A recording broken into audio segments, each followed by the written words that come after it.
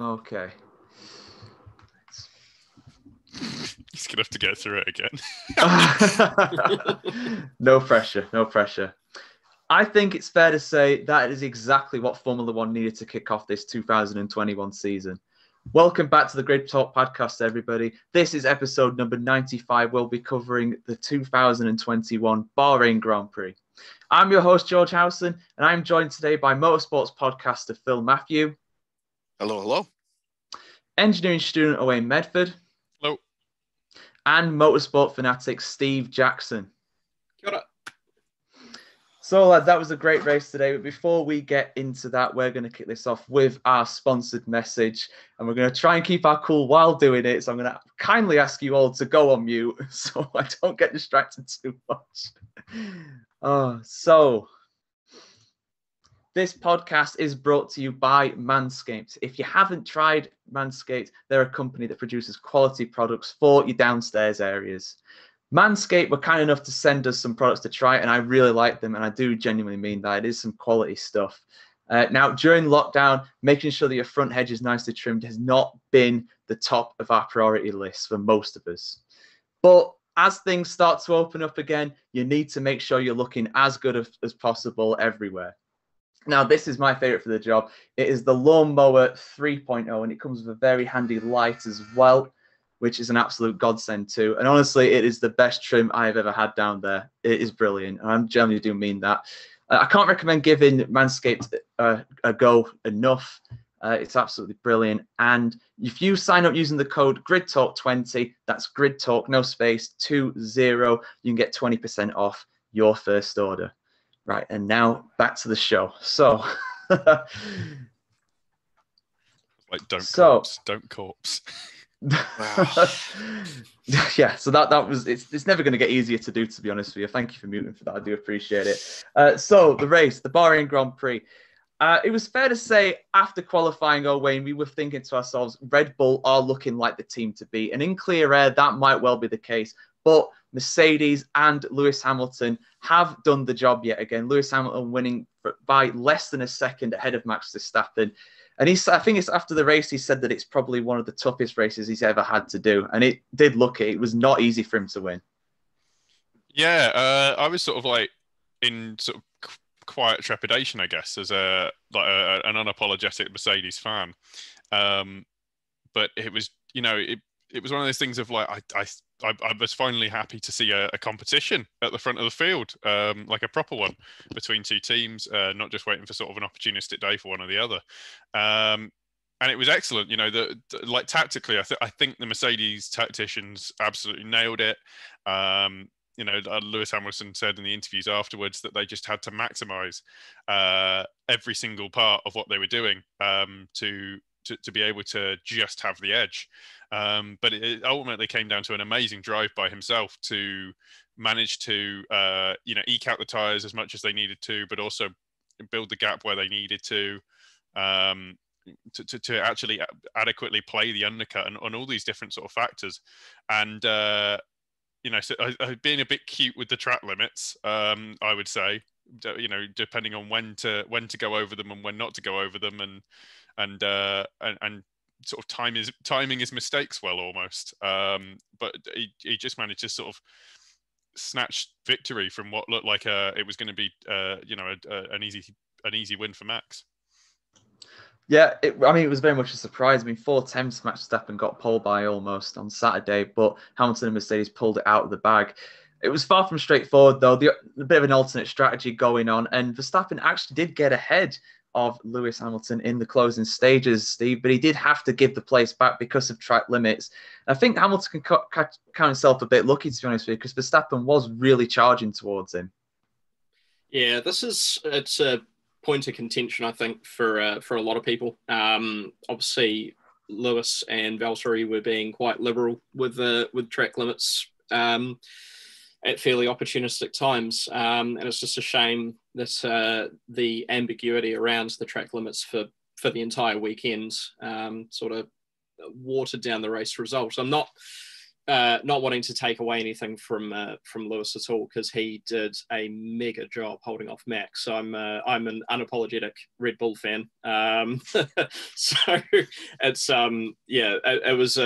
it was difficult to watch him have to yield that position. But I'm thinking that the drivers' briefing for round 2 will be. That'll be the main point of discussion. But that was mega close. Both drivers, you could tell, were absolutely on the ragged edge of the limit. I was honestly waiting for either of them to slip up and to rotate the car, or just run completely off into the outer track limit somewhere. But really, really good race. It's exactly what F1 needs. And if that's what we can expect for the rest of the season, game on.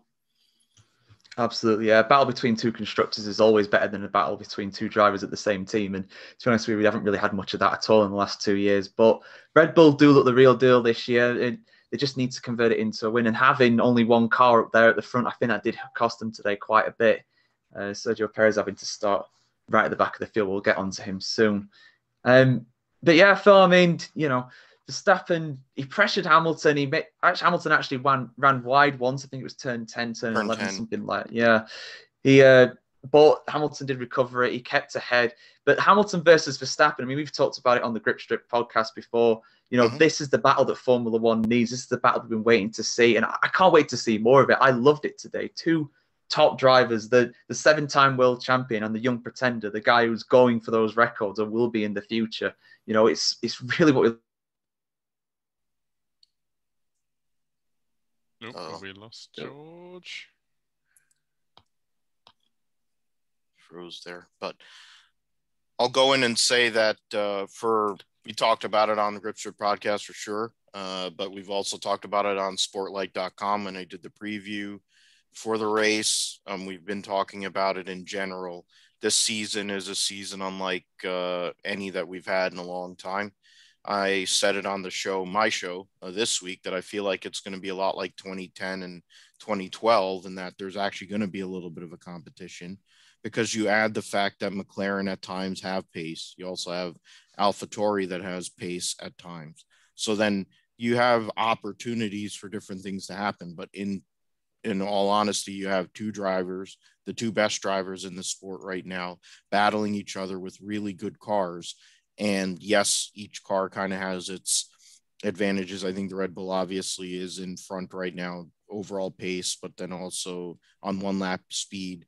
Rear stability has been an issue for the Mercedes so far, but Lewis in the end used experience and strategy and the whole bit to go out there and get Max.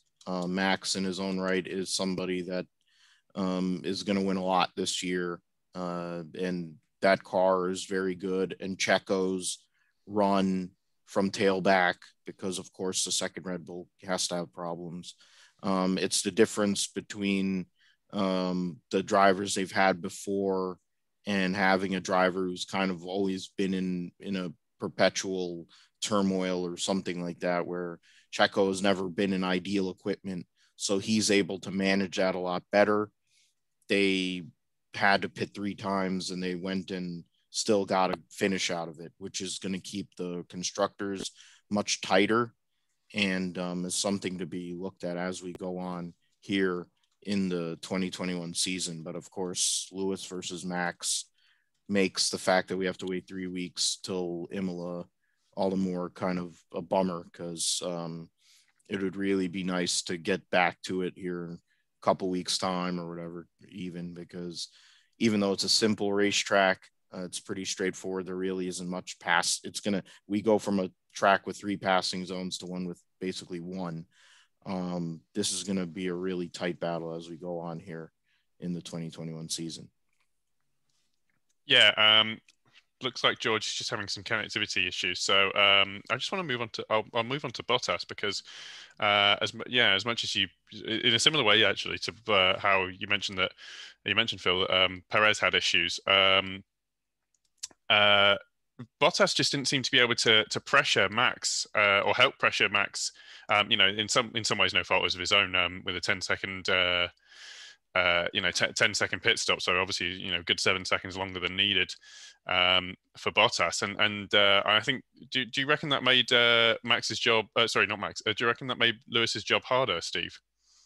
Yeah, well, Bahrain seems to be a bit of a sticking point for Mercedes when it comes to pit stops, not to use a terrible pun. Yeah, definitely. I think Mercedes were probably relying on that two-car strategy to sort of keep Max on his toes, especially seeing as Perez was starting from 11th on the grid. I don't think they expected him to be up in that, tip of the spear fight, if at all. I think he did incredibly well to end where he did in 5th. But it seemed like Bottas was 95% there, but he couldn't quite make the pace deficit. And after that pit stop, I think things just sort of were more or less out of his hands. It's unfortunate, but in a way it did sort of free up Max and Lewis to have their wee scrap at the front, which was a pleasure to watch. Yeah, it was definitely a big, really good scrap. One thing I was actually quite interested to see was Lando Norris go forwards. I think we expected the Ferraris to be sort of racy as they were, sort of based on their Saturday performance that no one saw coming. Maybe that was.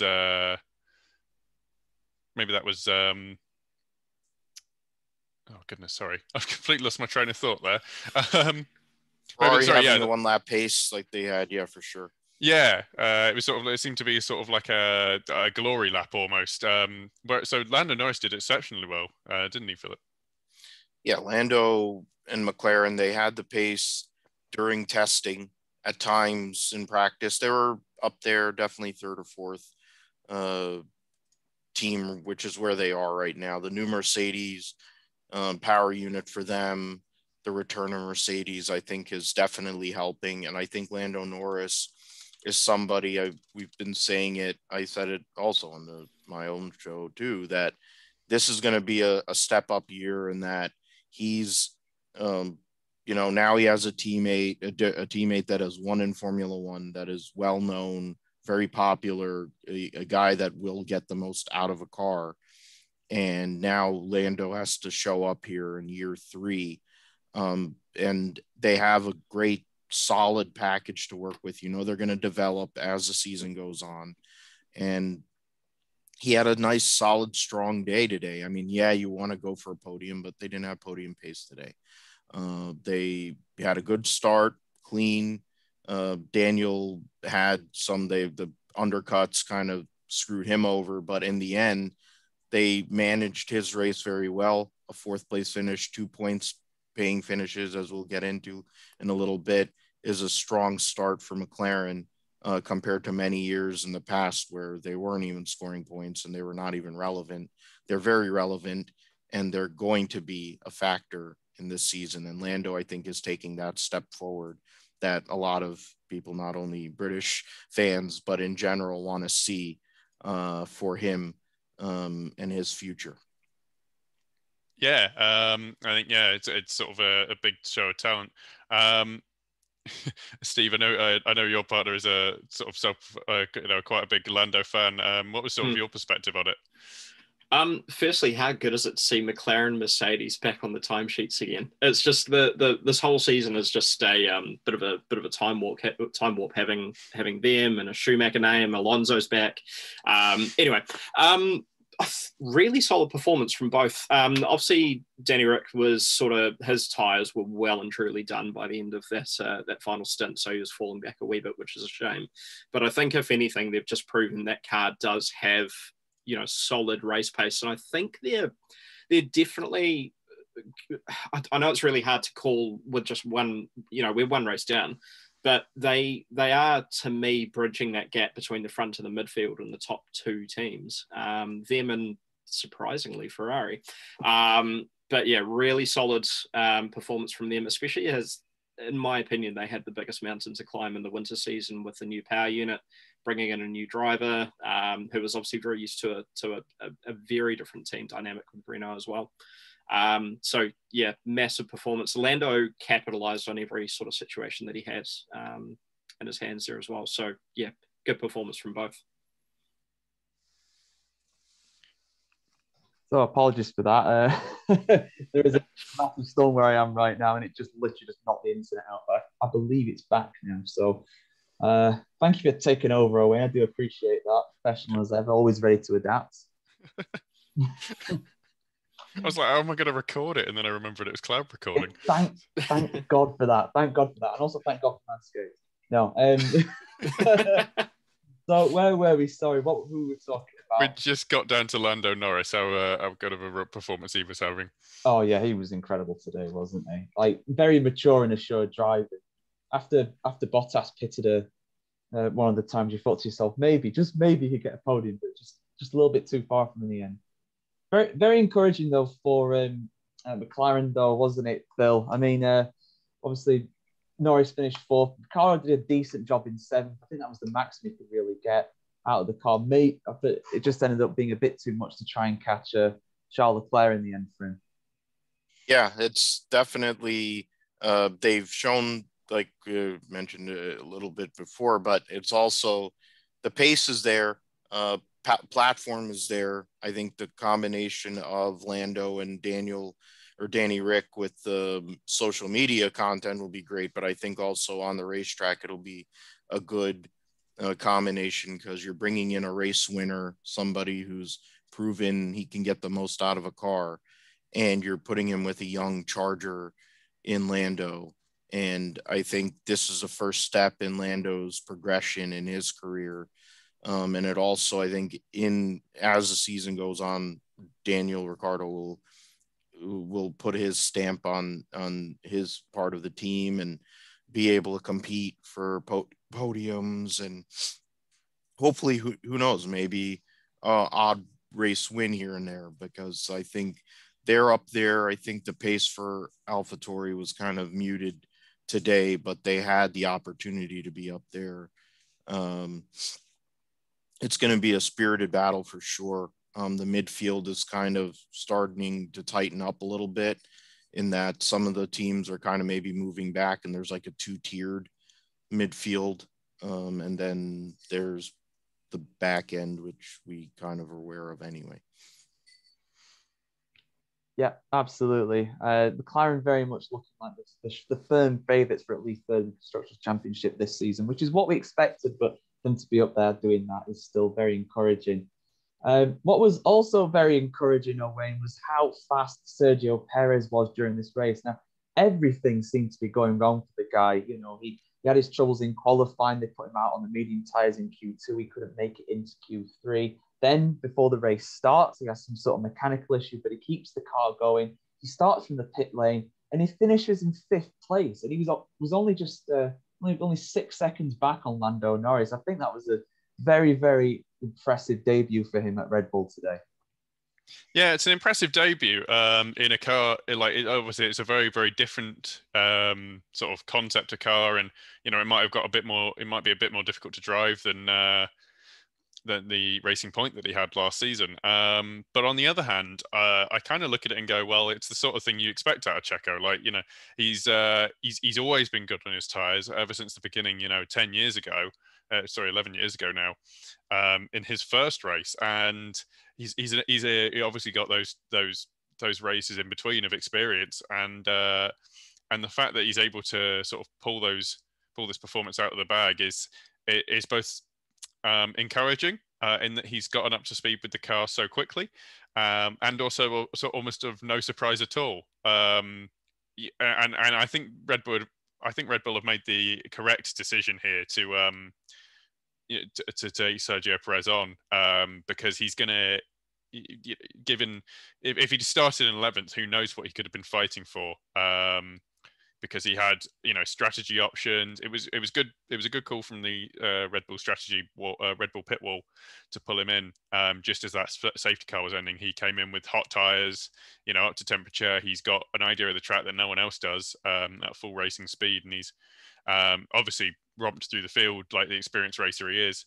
And yeah, he's. I was a bit worried that he was going to conk out. I thought this was nursing a problem, but no, he just sort of got on with it and was completely unflappable. It's just an excellent performance all round, I think. Absolutely, yeah. And I feel like he could have potentially, if he didn't have that drop to the back of to the pit lane for the start of the race, he could have been challenging Bottas potentially. Who knows? Bottas only just came out in front of him by a little bit after his final stop. Another guy that was extremely impressive today, Steve, was Charles Leclerc. And yeah, Ferrari have made strides this year, but he did the absolute maximum. I think he was up in third for a while as well. The sixth place finish in the end, been very solid, and it's encouraging for Ferrari after what was an utterly dismal season last year. Yeah, I mean, the only way forward from last year was upwards, I think. They obviously had a lot of homework to do over the winter season. It's mostly played out. The car, in terms of its race pace, looks pretty good. I wouldn't say they're at the front of the midfield, and I would say they're going to have a very hard time getting past McLaren. But I think. I mean, the fact that Charles finished sixth, Sainz was eighth. I mean, I think they're about on pace with where that car's at the moment. It's obviously hamstrung by a slightly older nose concept as well, which, basically the cape just doesn't perform as well as it would on some of the newer designs that we're seeing on pretty much every other team, bar Williams. But yeah, car looks good. Charles looks absolutely in control of that car as well. I don't think there was a single moment where he was sideways or backwards or anything like we saw Ferrari doing a lot of last year, Seb especially. But yeah, it's definitely it's not a return to form for Ferrari. You expect them to be at the front. I mean, they are a name synonymous with Formula One, but yeah, massive step forward, and I'm hoping Charles is happy with today's performance. I'd like to think he would be. Yeah, it was looking as though it was a bit shaky. Maybe he might be out-qualified or outperformed by Carlos Sainz, but ended up doing the job on the day. A good sixth place. I think beating McLaren this season will be a bridge too far for them. But fourth place in the Constructors' Championship, especially with how average Alpine and Aston Martin were today, it's a definite possibility. But yeah, let's touch on Carlos Sainz, Phil. I'd say he's had a very solid debut weekend for Ferrari this weekend. He was up there. He was up there challenging with Charles Leclerc. He was actually beating Charles Leclerc part of qualifying, but fell just short of that. But still, an eighth place finish, just behind Daniel Ricciardo and McLaren. I'd say that's a job very well done for him today. Yeah, the pressure of coming into Ferrari and having to perform, even though they're not at the top level as they have been in the past. I guess there's probably a little less pressure in a sense, but he knows. In similar, it's not the same kind of deal as some of the other teams as he's been in.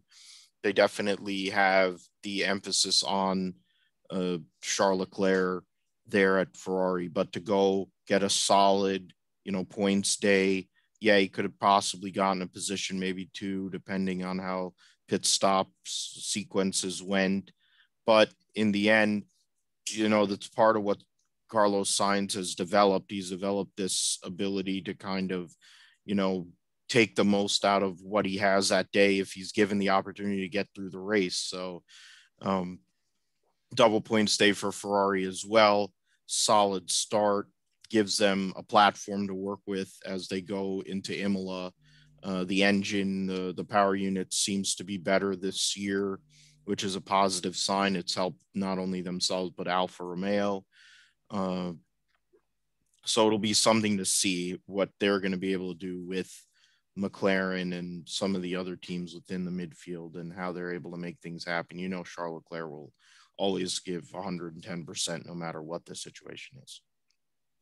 Yeah, absolutely. Some of the performances that Leclerc put in last year in that Ferrari was unbelievable. He had no right to be near the top of the midfield, but it was semi-regularly up there.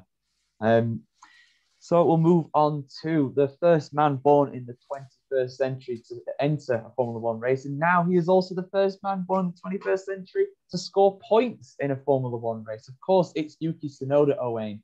And a ninth place finish for him. He aimed for the top 8 before the race, said he wanted to get top 8, just fell short of that. But given how he struggled at the restarts and the starts, I think he dropped down to around 16th, 17th early on. Ninth place is a very good finish for him. And it's encouraging for him. Yeah, he's basically been the star of the weekend. Just particularly in qualifying, just shown that he's really quick, and you can see why Helmut Marko likes him. He really looks good in the car. He knows what he's doing. He's not, he's still got time to do it yet, but I'm probably going to curse him here, but he's not plowed into the side of one of the more experienced drivers or spun anyone, or, he's just sort of kept his nose clean and done an absolutely bang up job. And he's gone from 13th to 9th, which in and of itself, 4 places in a car that is pretty, you wouldn't expect it to be top in the times, but it's a really good result, really solid. I'm looking at it just going, oh, I can't believe he's done that well. He's basically just taken the sort of the Saturday and Sunday in his stride and really shown why he deserves the seat. And I can't wait to see more of him. Yeah, I can't wait to see more of him either. I think the move that he put on, I think it was Kimi Räikkönen or Antonio Giovinazzi, one of them two, it just looked like it was a seasoned veteran doing that overtaking move, but it was his first race. It was just so confident, so in control, so assured.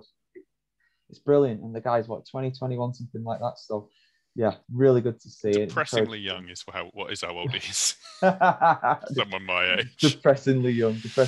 Louis Edwards keeps saying to us all the time that he is a few months younger than Sonoda, but it'll happen, my friend. Next 1 or 2 years, you'll find a driver that is younger than you in Formula One, and you're not going to like it. It's never nice when that happens the first time, trust me. But so honestly, I wouldn't be surprised if AlphaTauri get 5th in the Constructors' Championship this year. I think given how fast Pierre, we'll talk about Pierre Gasly actually as well, because I think the guy was so unlucky. I don't actually know what happened. I think he must have had contact with somebody. He hit Daniel Ricciardo in the braking zone early in the race and ripped off the front wing, basically. I think it was Ricciardo.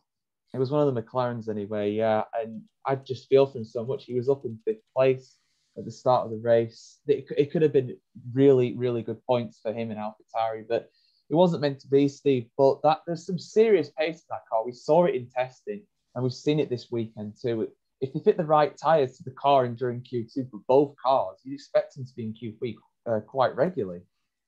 Yeah, well, if anything, this just sort of proves that Honda have put a bomb in the back of those 4 cars. It's an absolute monster of a power unit. I'm a massive Pierre Gasly fan. I think what he's managed to do after the misery of firstly being dumped by Red Bull back in 2019, and then the death of his closest friend, that's enough to knock anyone around. But he's really made that car and frankly that team his.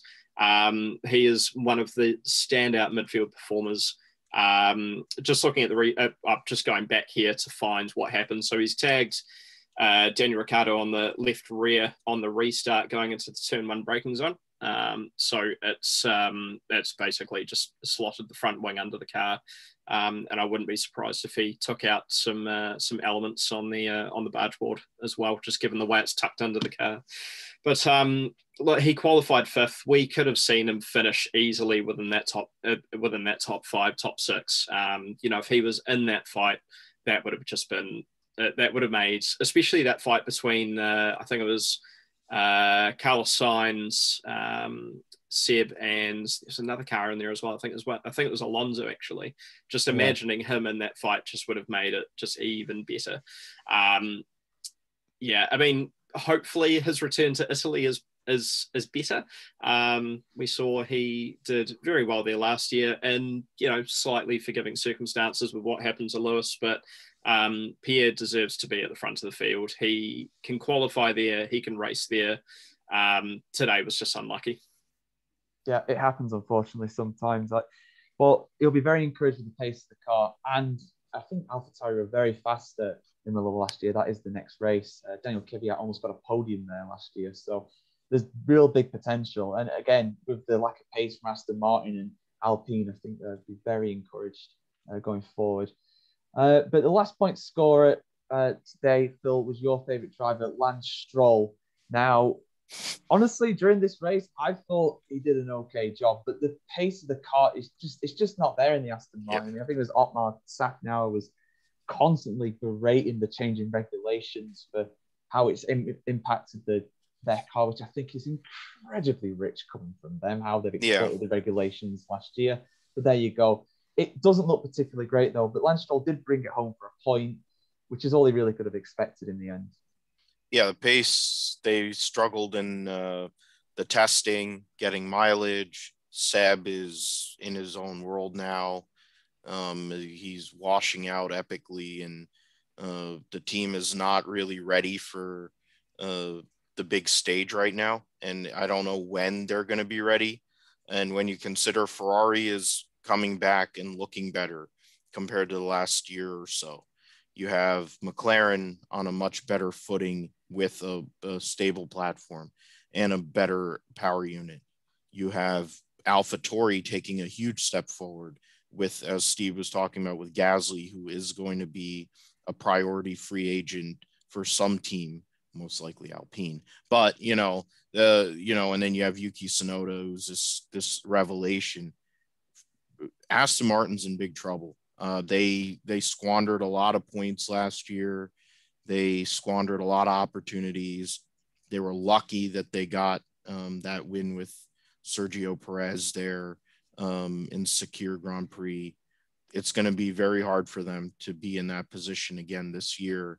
Their pace is lacking. Maybe some of the tighter, twisty circuits might suit them. Maybe they're able to get some development on the car, but I mean, Stroll didn't do his usual things, so at least he kept it clean, but they weren't, really a factor. And especially his much more heralded teammate had a pretty shoddy weekend for sure. So it's not good. I mean, Otmar Staff now whines about everything, so it's whatever. But that team is definitely on the back foot, and they'll have a hard time here in the first few races, at least, I think, to really make anything happen. And they're going to be giving up a lot of points towards that midfield battle. Yeah, I totally agree with that. I think there's a big gap between them, Ferrari, McLaren, and AlphaTauri. I think they're a league below them at the moment, to be honest. But a team that have made good progress this year so far, Owain, is Alfa Romeo, finishing legitimately 11th, 12th. Out of the points, yes, but they were nearly there. They were almost there. Kimi Räikkönen was running in the points for quite some time until Sonoda burst through right at the end. So I think they'll be fairly happy this weekend, but no points is still a little concerning. It is in some ways, and they did have a few retirements for cars that would have been ahead. So actually, I do take that is a bit concerning. It's a bit of a worry. But that's much better than the complete write-off that I gave them, at least. I thought they'd be sort of trading blows with Williams, and they were, but that was only because Russell was significantly further up. It's a good result from them. 11th and 12th, one more retirement, they've got some points. And they put themselves solidly against some other teams that are in the sort of similar position to them. I think they've got the kind of better end of the stick in some ways compared to Ferrari, in that they can do a token spend and they've not changed the rear of their car just because of the way they run a slightly higher rake, which is helpful in some ways. But on the other hand, it's kind of they sort of also lose things from what they didn't change at the rear of the car. I think it's a product of the fact that Kimi Räikkönen is a great racing driver, as we've seen over the last 20 years now, and Antonio Giovinazzi is no slouch. I think a bit of luck, and they'll get more points finishes this season. Yeah, I think they'll do better than last year for sure. But I think part of the progress as well is probably Ferrari engine's better. I mean, Ferrari are doing better this year. They're doing better. Haas, okay, they're not, but they've not developed the car. So there we go. So yeah, we spoke about Aston Martin not having returned to Formula One that they would have wanted, but Alpine's Formula One debut today really did not go to plan, Steve. I mean, Esteban Ocon, he finished 13th. He never looked like he was going to challenge the points anyway. Fernando Alonso maybe could have scored points today, but the brake issue put him out after 32 laps. I mean, Alonso said that he's not bothered about 2021, but this is still going to be a bitter pill to swallow. Yeah, it's definitely not the start that I imagine they were wanting or necessarily expecting, given the sort of talk they were giving in preseason testing. Not too sure what to make of the car. It looks very ungainly with its frankly massive airbox, but it just doesn't look particularly enjoyable or stable in any aspect of any corner. I was noticing it was understeering massively in low speed, and then in medium and high speed, the rear just wants to step out all the time. That is something I imagine Fernando Alonso can potentially drive around or adapt to. Somebody like Esteban Ocon, who's used to a more prescriptive driving style, is possibly going to suffer a wee bit with that car. I mean, yeah, the brake failure for Fernando or whatever happened there. Somebody mentioned on Twitter you could cook an egg on it. You could mistake that for the sun. They were that hot. Yeah, it wasn't definitely not the ideal sort of start that they were wanting. I think they could make steps, but they obviously need to sort out the rear of that car, especially. These cars do naturally understeer. I think the Alpine more than most in low speed, but yeah, you want a reliable, back end of the car in those high speed corners. It honestly looked like they were driving around with the DRS flap open for the entire lap in those high speed turns. It just looked nasty. You know what? That's a very good analogy. It did look like that when Alonso was trying to get past Vettel. I mean, don't get me wrong, it was a brilliant battle to watch. But drivers were just coming past. I think Kimi Räikkönen just snuck past both of them, or someone just snuck past both of them. It's just like, that shouldn't happen. Alonso should get past there, but he just couldn't slow the thing down. Yeah, that was Carlos Sainz, I think, who managed to get both him and Vettel into that turn one braking zone, which he was very fond of that race. Yeah, he was. It's a good place to pass that, as long as you can hold it through to the next DRS straight, which is right next to it. So yeah, there we go. A lot of overtakes because of the DRS as well today, which some people don't like, but at least it gave us things changing out in the action. So that was the main thing. So next up is George Russell. He was 14th. Phil. He was running in the points for a very small amount of time. I wasn't going to get my bold prediction today, right today, yeah. But almost got it there for a point. But what did you make of Williams today? I mean, I think like Alfa Romeo, they have made some progress, but it's probably going to be a lot harder of an ask for them to score points this year than what it is a lot of the teams on the grid. Definitely going to be harder for them to score points, George. I mean, for George Russell, he has pace, another Q2 appearance. He looks like, he's at that level where I think he took the energy from a few months ago where he should have won Sakir, and he has good vibes there. The car is better. It's not anywhere near good enough for him, at least, to show his true potential. But I think there are opportunities with some of these teams, with the Alpines and Aston Martins and Alfa Romeos of the world, where that back end of the top 10 could slip up and he could sneak a point here or there, depending on the right situation. It's something where Williams was the absolute worst team for, I don't know, how the last 2 or 3 years or whatever, last few years. Now, at least he can hold his own, which is a positive. They're still lacking in certain areas, but Dorilton is actually investing. It's a good thing to see for them, and hopefully for George's sake, as he moves towards another team, he'll have some positive vibes going. I mean, it's a long season. Don't know what their real plan is, but at least there was signs where they can actually make something happen this year that's worthwhile versus what has been going on the last few. Yeah, it's fair to say that they're not the back of the grid team anymore. I think that is very firmly Haas this year. But we'll move on to the guy that finished behind him.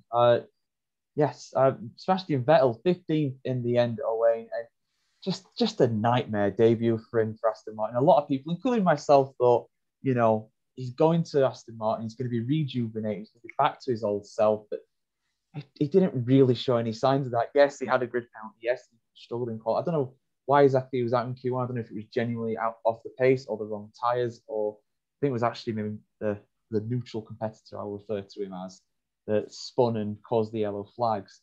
It's just a nightmare weekend for him. He's just going to want to move on as quickly as possible for this. Yeah, it didn't look great. He didn't look as comfortable in the car in the same car as Stroll did. Stroll looked like he had a handle on it. Vettel, had a bit of a, like you say, a bit of a mare.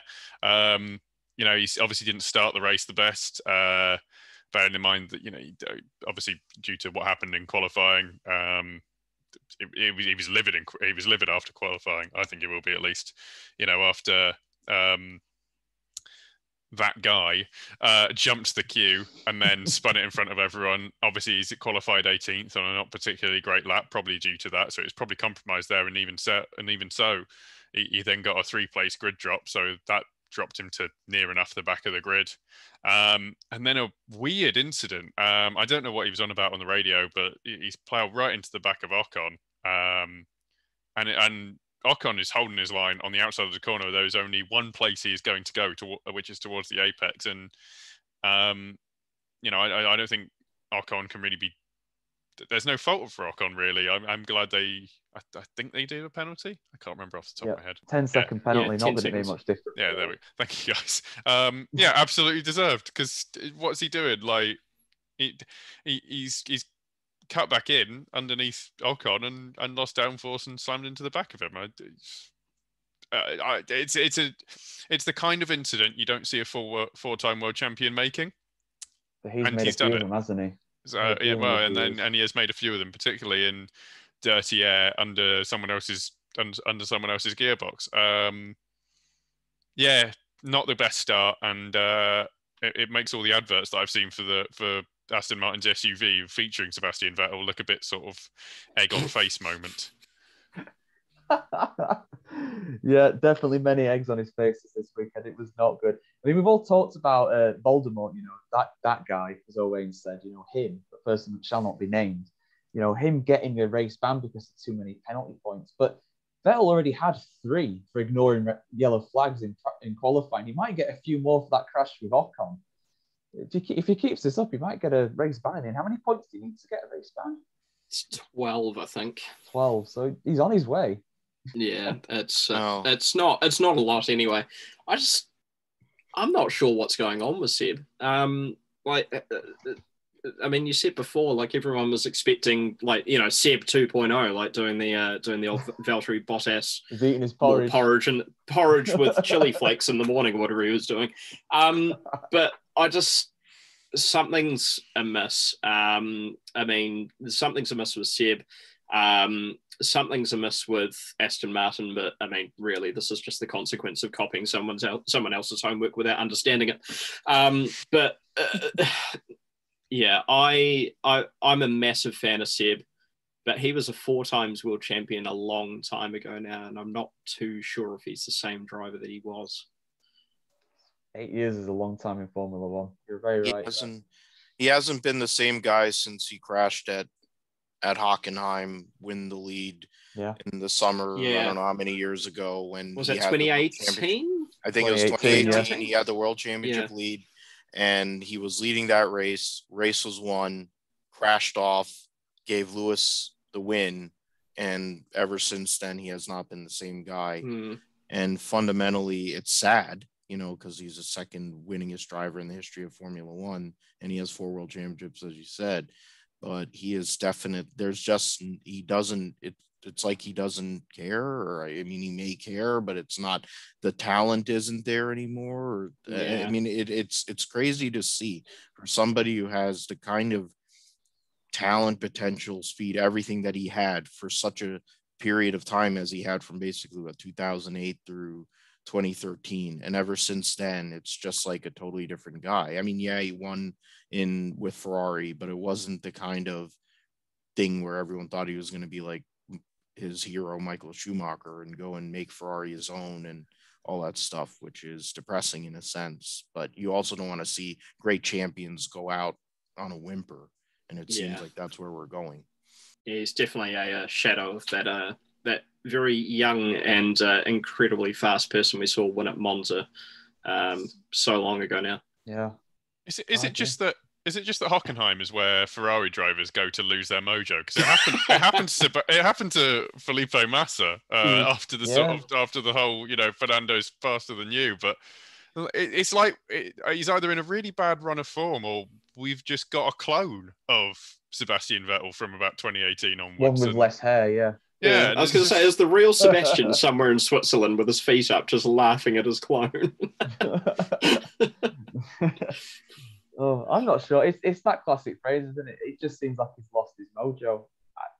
I don't know. Maybe next, in 3 weeks' time when we go to another, he'll be back on form. But he played second fiddle to Lance Stroll this weekend. He was behind him all weekend, really.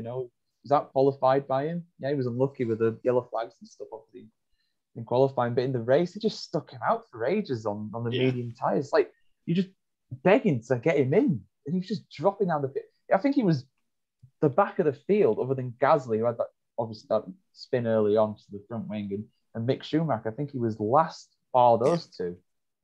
It was that great Aston Martin racing point Stroll F1 strategy that we've seen over the last few years. Let's leave Sebastian Vettel, who's already got no confidence, out on one set of tires, and let's hope for a miracle. But that never came, and then he ran over Esteban Ocon for fun. I think it was just frustration, wasn't it? Don't make it right, but I think he was probably just frustrated. Like, I'm nowhere. Yeah. Like, what have I got to lose? Yeah. Which is not the attitude a four-time world champion should have, but there you go. Anyway, we've got to at least mention Mick Schumacher again. I mean, Phil, he's a supremely talented driver. We all know who his dad is. Formula 2 champion from last year. But I think it's like a George Russell situation. You put the best driver in the world in that car, and you're going to struggle. Obviously, Voldemort, he spun off by himself in the first corner, which isn't a surprise, but it doesn't lend how bad that car is. And Schumacher had a spin of his own. That was it. The car is a piece of trash, and the team is a piece of trash. And I feel bad for Mick that I hope he doesn't lose confidence. I hope he's able to kind of be in the same mode as George has been with Williams and fight through, because this is not going to be a pretty year for them. I give credit for the shirt he was wearing prior to the race for the re-race as one. It speaks to how smart and how aware he is, and you have to give credit to his great father and his mother for raising a great person and having to put up with Egghead as his teammate. I mean, it's something to be said driving for Putin Haas. It's really a shame that he's driving for such a horrible team. I mean, if he was in the Alfa Romeo, at least, if he was instead of Giovinazzi, I think he'd be actually contending, and who knows what he'd be learning from Kimi Räikkönen. The guy's a man of few words unless you give him a bottle of vodka. But the fact is, at least he'd be competitive. Instead, he's going to be driving around in an overrated lawnmower, and with the colors of a certain country. So, I mean, it's just a brutal thing. That car has no stability, has no speed.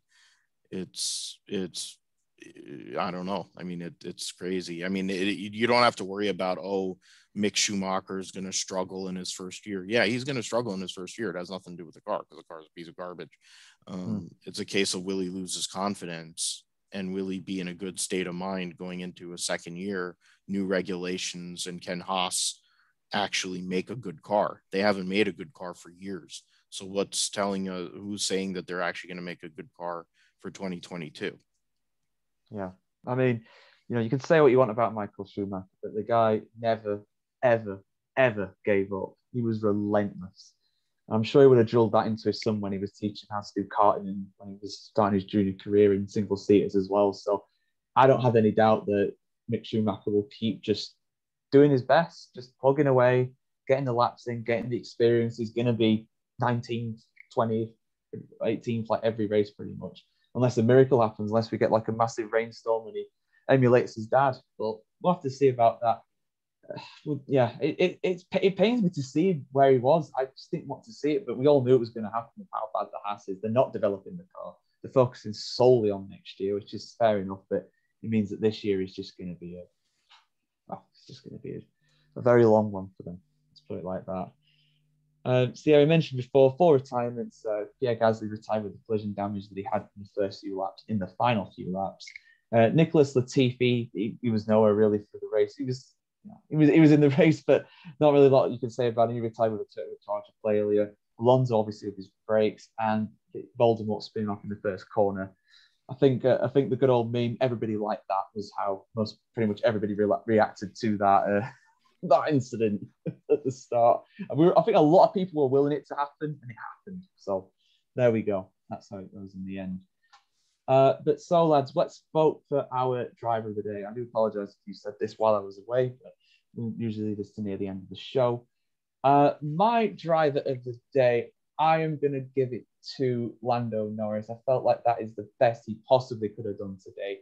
On another day, he maybe could have got a podium with Valtteri Bottas's pit stop troubles, but just missed out on that in the end. And a great start from McLaren. And obviously beat Ricciardo as well in the same car. Some people were saying that Ricciardo was going to wipe the floor with Norris. Well, not on this evidence. Who would you go for, Wayne? Who's your driver of the day? I'm glad you've come to me first so I can steal it from everyone else, but I'm going to go for Yuki Sonoda. Absolutely excellent. Oh, he's made my week, honestly. Like, seeing him go so quickly in Q1, 2, and 3, and then he's done well in the race as well, and I'm very, very excited to see the new talent come through. The teams have made me look bad after I've been talking about the issue with getting the new people through, because there's so many old drivers, and 3 come through at once, and I reckon 2 of them are actually pretty all right. And one of them definitely isn't. There we go. Yeah, no, I love Yuki Sonoda. His interview after qualified, he was just like, "Oh, where do you want to finish tomorrow?" He won. I love the guy. Before this, so he was in interview with Sky F1, and he just gives off good vibes, like really great vibes in the interviews, and I'm just like, you're nailing it. You're gonna give F1 drivers a bad name. That's what you need on a Sunday afternoon, isn't it? Steve, who gets your vote for driver of the day? Owain stole it. It's Yuki. Has anyone told him he's driving a Formula One car and not a Rotax car? Because he was 4-wheel drifting through practically every corner he could in quali and in some of the race as well. He's not sounds rusty and archaic, but he's a breath of fresh air. It's really, really good to see a Japanese driver back in the sport as well. He's the first since Kobayashi. Yeah, so it's been a while. But he's absolutely brilliant. He's onto it. He's quick. He's pretty humble as well. He has the same sort of vocabulary I do, off podcast anyway. Every second word is a bad one. But he's he's absolutely onto it. And out of the 2 new drivers we have in the sport, because I don't count the third one, he's definitely the standout. And I honestly think he's making a lot of these seasoned veterans look not silly, but they'll definitely be checking themselves for round 2. I can't wait to see him through the Peraltada at Imola. Yeah, I can't wait to see him turn around Imola as well. Phil, who gets your vote for driver of the day today? Well, I'll go a little different. I'll go with I know that Yuki is definitely a favorite here on the show, and I'm also a fan of his, and he reminds me a lot of Sato now. What he has become in his now that he's become older, he's become much more controlled, but it's a controlled aggression, and he speaks very well, and he has such a great personality, and he's so well loved by his country and also that. But I'm going to go Checo after all the BS that he had to go through this weekend. Bad strategy in qualifying, ends up qualifying 11th. Then engine shuts off and he has to start tailback, and he has different pit strategy, and he drives through to finish 6th in that car. I would love to see him actually have a proper qualifying session, a proper start, and how interesting that would become between the Red Bull Mercedes dynamic, along with the fact that he would be pushing Max Verstappen. And I think that's part of the reason why this kind of progression that we've seen with Max, I think he's taking such a big step forward, is because he finally has a teammate that's going to check him in Checo. And so I think for Checo being there to get a 6th place finish out of absolute nonsense Red Bull kind of stuff, but I mean, yeah, it's Bahrain, it's one of his best racetracks, but I think it's a sign where he's going to be able to do what they need him to do, and he's going to be able to go and win in that car when they give him the opportunity to, obviously. So I'm going to give it to another Red Bull driver, except a veteran one. Yeah, brilliant by Perez in the end. It was even better than that, Phil. He ended up finishing 5th, of course. Yeah, but I can't wait. I want to see them in Imola. I want to see just, whoever's fastest is fastest. If Red Bull's fastest in qualifying, if Mercedes is fastest in the race, I want to see them just going at it. And I want to see both drivers near the front so we can see how the strategy plays out. Mercedes had a big advantage with that. They could run 2 different strategies because they have both their drivers up there. Red Bull didn't have that luxury.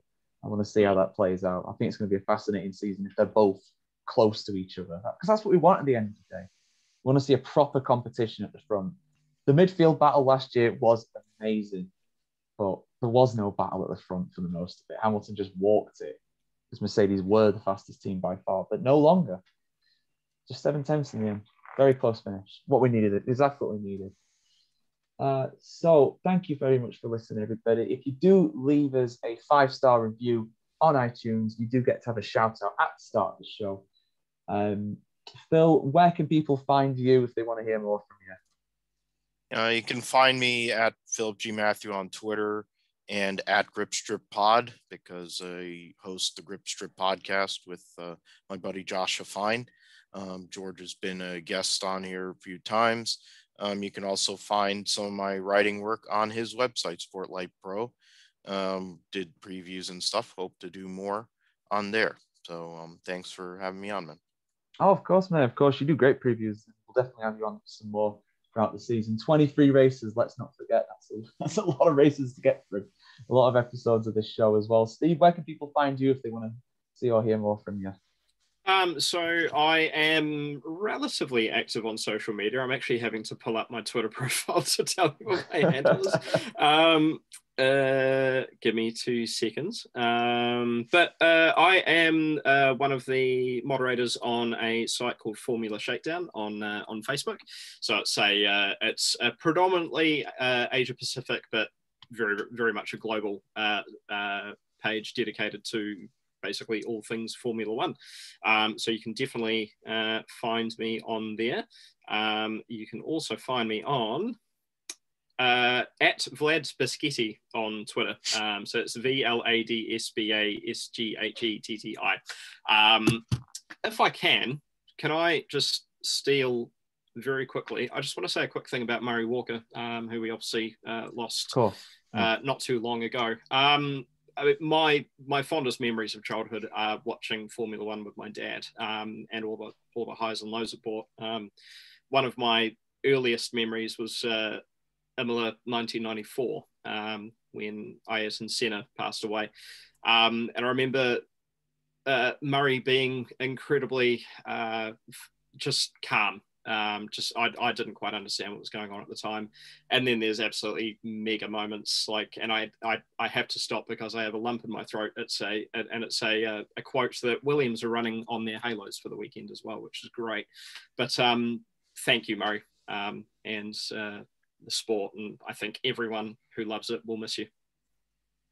Absolutely, we'll all miss Murray Walker. Now, when I saw the news that he passed away, I thought, oh my God, no. Because he's just one of those people that's been around forever, and you can't imagine things without them. Because even though he was 97 when he passed away, he was still doing work. He was still appearing on the odd thing on Channel 4 here in the UK, or maybe Sky in the UK or something like that. He was always in the limelight right until when he passed away. And, you know, that just shows that it was about the passion. It wasn't about the money. It's like he always used to say, it wasn't work. He just loved doing commentary. He was the absolute best of it. And he will be forever, at least for most of the world anyway, you know, the voice of Formula One and also the voice of motorsport, because he did a lot of other things outside of Formula One too. Rest in peace, Murray. We will all miss you here on the Grid Talk podcast. I know that Ruby did a tribute, and she hosted the first show after he passed away. But yeah, I'm sure everybody in our team will echo those sentiments as well. Absolutely. Yeah, so we are available, of course, on YouTube, Spotify, Apple Music, Amazon Music, Verbal, Omni Studio, and Pocket Cast. Just search for the F1 Grid Talk and all of those. Of course, as well, we are on the F1 Chronicle website too. And as well, do go to Manscaped and sign up using our code GridTalk20, GridTalk20 for 20% off your first order with those guys. And you can also check out our back catalogue of shows as well. Over 90 episodes now. We're getting so close to episode number 100. We're almost there. It's not just race reports and qualifying reports like this. It's also more documentary style pieces like the one we've done on Ayrton Senna, Michael Schumacher, and controversies like Tiregate and the 1994 Benetton car as well.